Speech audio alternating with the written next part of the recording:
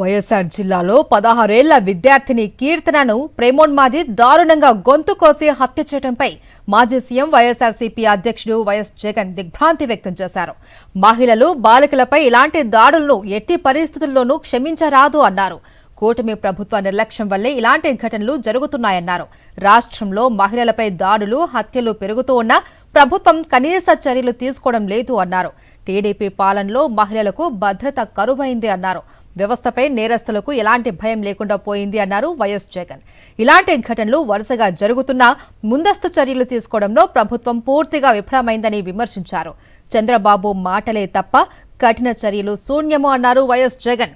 పోలీసుల అప్రమత్తత కొరవడడం, సరైన నిఘా లేకపోవడమే ప్రధాన కారణమన్నారు.